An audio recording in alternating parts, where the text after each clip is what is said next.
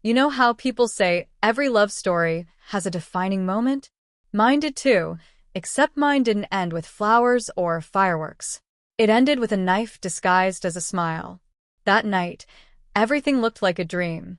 The soft glow of candles, the gentle clink of wine glasses, the sound of a violin humming in the background. It was supposed to be the celebration of 5 years of love, trust, and forever. I wore the red dress Ryan once said he'd never forget. He looked at me like he used to, warm, proud, maybe even nervous. I thought he was planning something romantic, maybe a surprise trip, maybe a promise for the future. But when he stood up, cleared his throat, and said, "There's someone special I want you to meet tonight," I smiled, not knowing that smile would be the last genuine one I'd give him. And when the woman walked toward our table, graceful and confident, with eyes full of confusion that mirrored my own, I felt the ground disappear beneath me. Because in that single moment, I realized my husband hadn't brought me love that night. He had brought me my own heartbreak. If someone had told me years ago that the man I fell in love with would one day break me in ways I couldn't imagine, I would have laughed. Because when I met Ryan, he was everything a girl dreams about. Charming, well-spoken, funny in a quiet, confident way. He had this ability to make any room feel smaller when he walked in, like your attention had no choice but to land on him. We met at an art gallery one rainy Friday evening. I wasn't even supposed to be there. My best friend had dragged me along because she didn't want to go alone. I remember standing in front of a painting, pretending to understand it, when I heard a voice behind me say, "You're trying too hard to look like you get it." I turned, ready to be offended, but then I saw his grin. That crooked, boyish grin that would later become my weakness. We started talking, first about the art, then about life, and somehow it felt like we'd known each other forever. He listened when I spoke, laughed at my clumsy jokes, and looked at me like I was the only person in the world who mattered. By our third date, I was already falling. He would pick me up with flowers, open the car door, and play soft music during long drives. It wasn't just what he said, it was how he made me feel. Safe. Wanted. Seen. When Ryan met my parents, they adored him instantly. My mother whispered later that night, "He looks at you like you hung the moon." And I believed her. Our relationship felt effortless, full of movie nights, surprise breakfasts, and love letters tucked into my handbag before work. Every little gesture felt meaningful, like he was always trying to prove that I was his world. A year later, he proposed in the most magical way possible. We were on a small weekend trip to the mountains, standing under a sky bursting with fireworks. I remember the cold wind brushing against my cheeks, his hands trembling slightly as he opened the little velvet box. "Marry me, Sarah," he said, eyes glistening with emotion. I didn't even wait. I threw my arms around him and said yes through tears. Our wedding was small, intimate, and perfect. I still remember the way he cried when I walked down the aisle. That image used to be my favorite memory. I had no idea it would later become my biggest pain. For the first 3 years, life felt like a fairy tale. Ryan was attentive, romantic, and deeply present. We traveled together, built a home filled with laughter and warmth. I used to thank God every night for blessing me with such a man. Back then, I couldn't see it. The small cracks, the moments that didn't add up, the nights he came home late from work. Because love makes you blind. And I was completely, hopelessly blind. Our 5th wedding anniversary arrived like something out of a dream. I had been planning a small dinner at home, candles, his favorite steak, and maybe the old playlist we danced to on our wedding night. But Ryan had other plans. A week before the date, he came home with that familiar spark in his eyes and said, "Don't make any plans for Saturday. I've got a surprise for you." The way he said it melted me. That same playful tone, the one that used to make me fall in love with him over and over again. I spent the next few days floating, imagining what it could be. Maybe he was taking me on a trip. Maybe he had planned something romantic, something special. I had no idea what kind of surprise was waiting. Saturday evening came faster than I expected. I remember standing in front of the mirror, wearing the red dress he loved, the one he said made me look like the only woman in the room. My hands trembled slightly as I fixed my hair. I even wore the perfume he'd bought me on our honeymoon. Everything had to be perfect. When we arrived at the restaurant, it felt like walking into a fairy tale. Crystal chandeliers sparkled above, soft music floated through the air, and every table was dressed with fresh, white roses. The manager greeted us personally and led us to a private dining area overlooking the city skyline. Ryan was dressed impeccably, black suit, gold cufflinks, that cologne that always made my heart skip. But something felt off. His smile was too tight, his eyes darting around as if he was waiting for something or someone. I tried to brush it off. Maybe he was nervous because he planned something big. My mind started spinning with possibilities. Maybe he was going to renew our vows? Maybe he was finally ready to start the family we'd been dreaming of. We ordered dinner, and the waiter poured us champagne. Ryan made a toast to 5 years of love, laughter, and surprises. I smiled, clinking my glass against his, completely unaware of the storm about to hit. As we ate, I noticed he barely touched his food. He kept glancing toward the entrance, his jaw tightening each time the door opened. I asked if everything was okay, but he just squeezed my hand and said, "You'll see soon." I laughed nervously, my stomach tightening in confusion. Then, halfway through dessert, a waiter approached him and whispered something in his ear. Ryan nodded and stood up abruptly. "She's here," he said softly, smiling in a way that didn't feel like love anymore. It felt like guilt disguised as calm. "She?" I asked, but he didn't answer. And before I could say another word, the door opened, and my anniversary surprise walked in wearing silver heels and the same confident smile I once fell for. When the door opened, I turned to see who could possibly be interrupting our private dinner.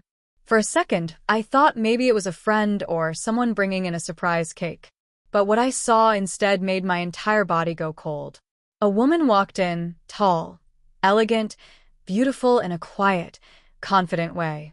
She wore a shimmering silver dress that hugged her perfectly, her hair flowing over her shoulders like something out of a magazine. And the strangest part? She looked familiar, though I couldn't quite place where I had seen her before. Ryan's face lit up the moment he saw her. Not the polite smile he gave people in public, but something warmer. Something intimate. His eyes softened, his shoulders relaxed, the kind of expression a man reserves for someone he deeply cares about. My heart started to pound. I looked between them, confused. Before I could ask, he stood up and said words that made everything inside me freeze. "Honey, I want you to meet someone very important to me. This is Emma, my other wife." At first, I thought it was a bad joke. I even laughed a little, a nervous, shaky laugh that sounded nothing like me. "What are you talking about?" I asked, trying to keep my voice steady. But Ryan didn't laugh. Neither did she. The air around us suddenly felt heavy, suffocating. Emma looked as shocked as I was. Her eyes widened as she turned to him and said in disbelief, "You told me your wife passed away 2 years ago." I froze. My hands went numb. The restaurant that once felt romantic now felt like a stage where my humiliation was being performed. The sound of silverware, the quiet chatter of other diners, it all faded into a painful silence. I could hear nothing but the thud of my own heartbeat and the shattering of every illusion I had ever built about my marriage. Ryan tried to speak. "I can explain," he whispered, his voice trembling. But I didn't want explanations. I wanted to wake up. I wanted to believe that this wasn't real, that this wasn't happening at our anniversary dinner. I looked at the woman, at Emma, and saw my reflection in her eyes. Confusion, heartbreak, disbelief. We were both victims, standing on opposite sides of the same betrayal. I couldn't even cry. My throat burned, my eyes stung, but no tears came. I just sat there, staring at the man I thought I knew, the man who had promised me forever, and realized I had been sleeping beside a stranger. And in that moment, surrounded by candles and roses, I understood something terrifying. My marriage hadn't ended that night. It had been over for a long time. I just hadn't seen it yet. For a long moment, no one spoke. The air felt thick, too heavy to breathe, too sharp to move through. I stared at Ryan, waiting for him to say something that would make this nightmare make sense. I wanted him to deny it, to tell me Emma had misunderstood, to say anything that could keep my world from collapsing. But he just stood there, silent. His lips parted, but no words came out. His hands trembled slightly as he rubbed the back of his neck, a nervous habit I'd always found endearing. This time it only made me sick. Finally, Emma spoke. Her voice cracked as she whispered, "You said your wife died in an accident. You showed me pictures of her. You said you were grieving." My stomach twisted. I looked at her trembling hands clutching her purse like a lifeline, and it hit me. She wasn't the villain in my story. She was just as blindsided as I was. Ryan's face drained of color. "It's not what you think," he said, his voice barely above a whisper. "I didn't mean for this to happen." I stood up, my chair scraping the floor loudly enough to make heads turn from nearby tables. "Not what I think," I snapped. "You've been living two lives, Ryan. Two wives? Two homes?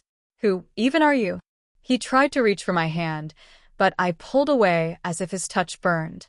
I felt dizzy, my knees weak, my heart racing out of control.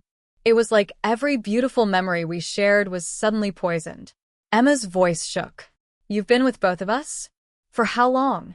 He didn't answer. He just lowered his head, his silence confirming everything we didn't want to believe. Tears stung my eyes, but I refused to let them fall. I wouldn't give him that satisfaction. Not here. Not in front of her. Not after everything he had done. The waiter awkwardly hovered nearby, unsure whether to interrupt. The violinist in the corner had stopped playing. The restaurant that once felt like a dream now felt like a courtroom, and Ryan was standing trial for breaking two hearts at once. I wanted to scream. I wanted to throw the ring at him, but all I could manage was a whisper. "Why?" He looked up, eyes wet with guilt. "I didn't want to lose either of you," he said. That was it.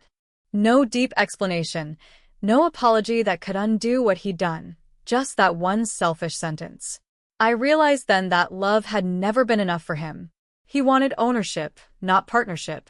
I turned to Emma, my voice trembling but steady enough to speak the truth aloud. He lied to both of us. But tonight, I'm done being one of his secrets. And with that, I walked away, leaving him sitting there between the wreckage of his two perfect lives. That was the night I stopped being his wife and started becoming myself. When I walked out of that restaurant, I didn't run. I didn't cry. I just walked, slowly, silently, letting the night air hit my face like cold truth. My heels clicked against the pavement, echoing through the empty street, each step sounding heavier than the last. I didn't know where I was going. I just knew I couldn't go home. Not to his home. I ended up sitting on a park bench not far from the restaurant. The city lights blurred through my tears until they looked like broken stars. I replayed every moment of our relationship in my head, every "I love you," every promise, every late-night conversation, and all I could see now were cracks. Tiny details I had ignored. Missed calls he said were from work. Sudden business trips. The faint scent of a perfume I didn't own lingering on his jacket. They weren't coincidences. They were clues, and I had been too in love to notice. That night, I didn't go back to our house. I booked a cheap hotel room with shaking hands and slept with my wedding ring still on, because taking it off felt too final, too painful. I stared at the ceiling all night, waiting for the pain to stop growing. But it didn't. It kept spreading, like a fire that refused to die. The next morning, I woke up to dozens of missed calls and messages from Ryan. "Please, just talk to me. It's not what you think. I made a mistake, but I love you." Love? The word felt empty now, hollow and cruel. Then, around noon, I got a message from an unknown number. It was Emma. She wrote, "I can't stop crying. I didn't know. I'm so sorry." That text broke something inside me, not from anger, but from shared pain. She didn't owe me an apology. She was as much a victim as I was. The following days blurred into one another. I didn't eat much, didn't speak to anyone. My mother called, worried, but I couldn't tell her. How do you tell your parents that the man they trusted, the man who once called them mom and dad, had been living two lives? Everywhere I looked, there was a memory waiting to hurt me. The coffee mug he used every morning, the photo frame beside my bed, the scent of his cologne that still lingered in the closet. My house became a museum of lies. I felt anger, sadness, confusion, but underneath all of it, there was a strange calm. A quiet voice whispering that maybe this was the moment to start over. It didn't feel like freedom yet. It felt like falling. But deep down, I knew sometimes you have to fall completely apart before you can learn how to stand again. A week passed before I finally gathered the courage to face him again. 7 long days of silence, of unanswered questions echoing in my mind. I thought I'd blocked every number he could use to reach me, but somehow, the world has a cruel way of keeping pain close. Every time my phone buzzed, my heart jumped, half hoping it was him, half praying it wasn't. Then one morning I got another message, but it wasn't from Ryan. It was from Emma. She wrote, "We need to talk. Both of us deserve answers." My first instinct was to ignore it. I wanted to leave everything behind, bury it all, and pretend it never happened. But then I remembered that night in the restaurant, her tears, her trembling hands, and I realized she was the only person who truly understood what I was feeling. So I agreed. We met at a small cafe near the river, quiet, tucked away, the kind of place where no one knew your name. When she walked in, I noticed how exhausted she looked. There were deep shadows under her eyes, and her voice was barely a whisper when she said, "I can't sleep since that night." Neither could I. We sat there for an hour, piecing together the puzzle of Ryan's lies. The more she spoke, the clearer it became. He hadn't just been careless. He'd been calculated. 2 anniversaries. 2 homes. 2 sets of friends who didn't know the other existed. She showed me photos, their wedding, their vacations, even the messages he'd sent her the same nights he'd told me he was working late. My stomach twisted with every word. But instead of hating her, I found myself pitying us both. 2 women, both loving the same man, both betrayed in the same breath. That's when I decided we were going to face him together. We didn't plan revenge, not exactly. We just wanted truth, closure. So we went to his office the next afternoon, unannounced. When he saw us walking together, his face turned pale. His confident posture melted instantly into panic. "What is this?" he stammered. Emma's voice was steady, sharp like glass. "It's called reality, Ryan. Meet your 2 wives, the ones you built your lies around." He looked between us, searching for words, but there was nothing left to say. The truth was standing right in front of him. Emma took off her ring and placed it gently on his desk. "Keep it," she said coldly. "You'll need something to remember honesty by." Then it was my turn. I looked straight into his eyes, the same eyes that once held all my trust, and said quietly, "You turned love into a performance, Ryan. I'm just ending the show." And for the first time in a long while, I walked away, not as his wife, not as his victim, but as a woman finally reclaiming her voice. After that confrontation, I thought it was over. I thought walking away from him was enough, that leaving him with nothing but his guilt would be my closure. I wasn't interested in revenge.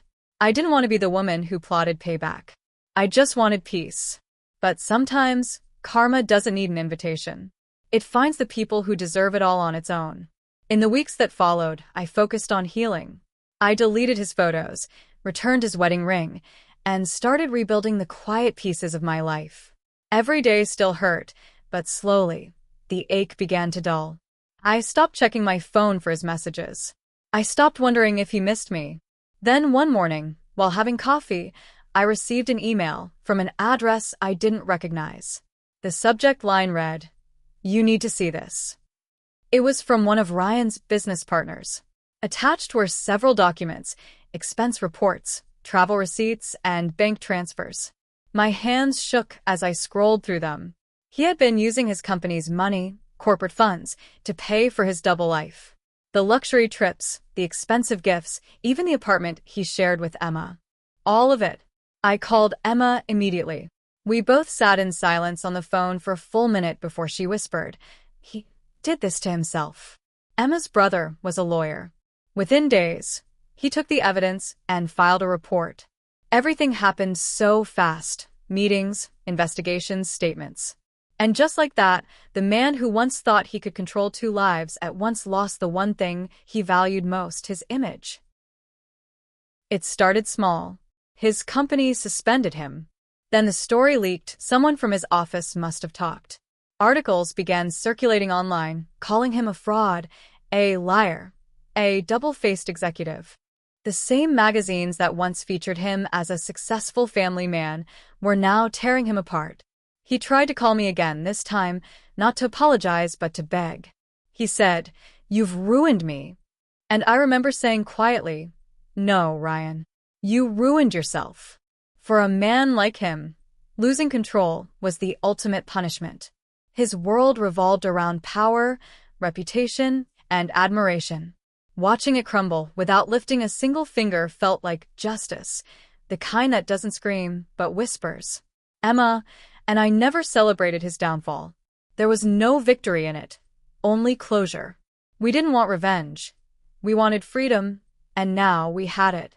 Sometimes the universe doesn't ask you to destroy your enemies. It just shows you what happens when the truth finally comes knocking. And for Ryan, it didn't just knock. It kicked the door wide open. Healing wasn't loud. It didn't come with grand realizations or overnight peace. It came quietly, in the small, almost invisible moments that began to fill the silence he left behind. For the first few weeks, I couldn't even step into our old bedroom without feeling like I was walking through a graveyard of memories. His scent lingered on the pillows, his books sat untouched on the nightstand, and every creak of the floor reminded me of the life we built, or thought we had built. But I forced myself to stay. I told myself that if I could survive the truth, I could survive the echo of it too. I started making small changes. I painted the walls a soft cream, replaced the heavy curtains with light ones, and threw away every trace of him. It wasn't anger, it was cleansing. Every object I removed felt like a breath of air returning to my lungs. I began journaling again. At first, the words came out messy, scattered thoughts, pain, anger, questions. But as the days passed, those same pages started to fill with gratitude. Gratitude that I discovered the truth. Gratitude that I didn't spend my life living a lie. Gratitude that I still had the strength to start again. I reconnected with old friends, the ones I had drifted away from while trying to hold my marriage together. They welcomed me back with open arms, no judgment, just warmth. One of them told me something I still hold close. Healing isn't forgetting, it's remembering without breaking. So I practiced that. Remembering him without letting it shatter me. Remembering what I lost without losing myself again. Sundays became my favorite days. I'd wake up early, make coffee, and sit by the window watching the city wake up. I stopped checking my phone for messages. I stopped wondering if he was thinking about me. Instead, I started thinking about myself, my dreams, my peace, my own company. There were nights when the loneliness still hit hard. Nights when the silence felt heavy enough to crush me. But then I'd remind myself, peace isn't the absence of pain, it's learning to breathe through it. Months passed. One morning I looked in the mirror and realized I looked different. Not just physically, but emotionally lighter. My smile wasn't forced anymore. My eyes didn't search for him in every reflection. I had finally reclaimed myself. Healing didn't mean the story disappeared. It meant I stopped letting it define me. Because now, when I looked back, I didn't see a broken woman. I saw a survivor, someone who faced betrayal, burned in its fire, and still walked out whole. And that, to me, was the most beautiful revenge of all. Time has a strange way of healing you when you least expect it. It doesn't ask for permission. It just slips in quietly and starts mending the cracks life left behind.